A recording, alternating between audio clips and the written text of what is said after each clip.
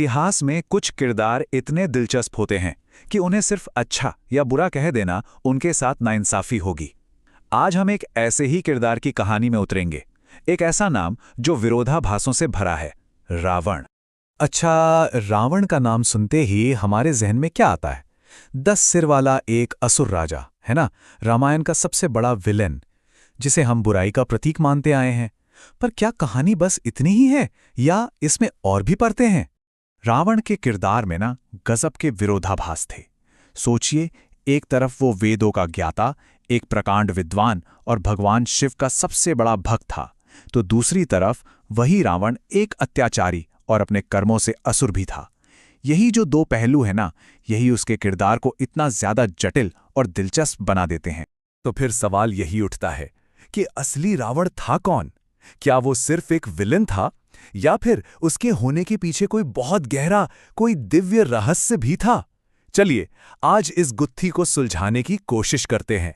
ये जानकर शायद आपको हैरानी हो कि रावण की कहानी इस धरती पर नहीं, बल्कि भगवान विष्णु के दिव्य निवास वैकुंठ से शुरू होती है।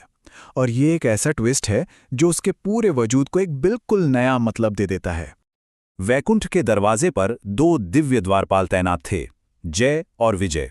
उनका काम था भगवान विष्णु के धाम की रक्षा करना, और वो उनके सबसे बड़े भक्त और सेवक थे। लेकिन एक दिन उनसे एक भूल हो गई। उन्होंने कुछ महान ऋषियों को वैकुंठ में जाने से रोक दिया। गुस्से में ऋषियों ने उन्हें श्राप दे दिया। तब भगवान विष्णु ने उनके सामने एक चॉइस रखा, एक विकल्प, या तो 7 जन्मों तक धरती पर उनके भक्त बनकर रहो, या फिर सिर्फ 3 जन्मों के लिए उनके सबसे बड़े दुश्मन बन जाओ। अब अपने स्वामी से ज्यादा दिन दूर कौन रहना चाहेगा? तो उन्होंने जल्दी वापस आने के लिए दुश्मन बनने का मुश्किल रास्ता चुना। और यहीं से शुरू हुआ वो दिव्य नाटक जो 3 युगों तक चला।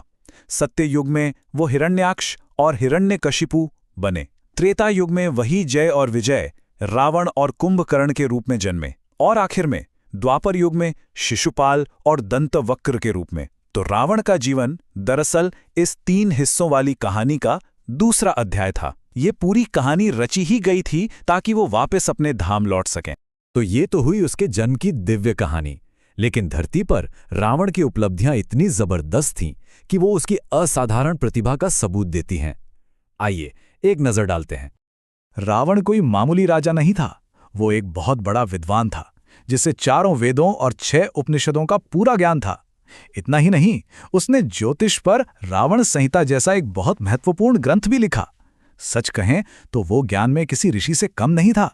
विज्ञान और टेक्नोलॉजी के मामले में भी रावण अपने वक्त से बहुत बहुत आगे था। सोच कर देखिए, सोने की लंका का बनाना हो या फिर पुष्पक विमान, एक ऐसा रथ जो हवा में उड़ता था, ये सब उसकी इंजीनियरिंग और तकनीकी समझ का कमाल था।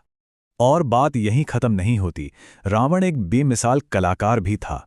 वो वीणा बजाने में माहिर था और भगवान शिव की भक्ति में रचा गया शिवतांडव स्तोत्र आज भी उसकी गहरी आस्था की मिसाल है।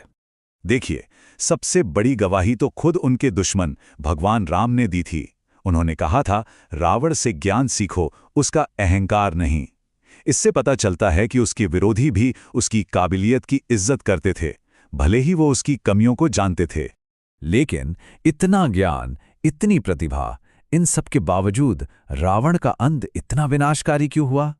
यहीं से कहानी एक तेज मोड़ लेती है और हम उसकी प्रतिभा से बढ़कर उसके पतन के कारण की ओर देखते हैं।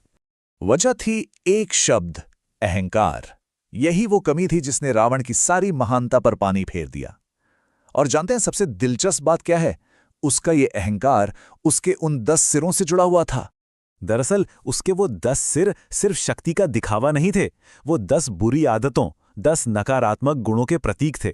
जैसे काम यानी वासना ने उसे सीता का अपहरण करने पर मजबूर किया, मद यानी घमंड ने उसे इतना अंधा कर दिया कि उसने अपने भाई विभीषण तक की सलाह नहीं मानी, और मोह यानी भ्रम की वजह से वो राम की असली दिव्य शक्ति को कभी समझ ही नहीं पाया। आखिर में इन्हीं बुराइयों ने उसके सारे ज्ञान को निगल लिया। और अब आते हैं कहानी के आखिरी हिस्से पर, वो पल जब रावण अपने आखिरी क्षणों में था और उसका ज्ञानी रूप एक बार फिर सबके सामने आया। जरा इस मंजर की कल्पना कीजिए। रावण युद्ध के मैदान में अपनी आखिरी सांसें ले रहा है और भगवान राम अपने भाई लक्ष्मण को उसके पास भेजते हैं। क्यों? उससे ज्ञान लेने के लिए। ये दिखाता है कि राम अपने मरते हुए दुश्मन के ज्ञान का कितना सम्मान करते थे। और वहां मरते हुए रावण ने जो ज्ञान दिया वो आज भी उतना ही सच है। उसने कहा, बुरे कामों को जितना हो सके टाल दो और अच्छे काम करने में जरा भी देर मत करो। ये वो सीख थी जो उसने अपने तजुर्बे से सीखी थी, जहां उसके एक गलत काम ने उसकी पूरी जिंदगी को बर्बाद कर दिया। उसने राजनीति का भी एक बहुत बड़ा सबक सिखाया। अपने दुश्मन को कभी छोटा या कमजोर मत समझो और हमेशा उस मंत्री पर भरोसा करो जो तुम्हारी तारीफ नहीं, तुम्हारी आलोचना करता है। हार के बाद जब उसका अहंकार खत्म हुआ तो उसे चीजें कितनी साफ साफ दिखने लगी थीं। तो आखिर में रावण की कहानी हमें सिखाती क्या है? ये हमें एक बहुत जरूरी सबक सिखाती है कि ज्ञान और शक्ति अगर बिना विनम्रता और नैतिकता के हों तो वो कितने विनाशकारी हो सकते हैं। और ये भी कि ज्ञान हमें अपने सबसे बड़े दुश्मन से भी मिल सकता है।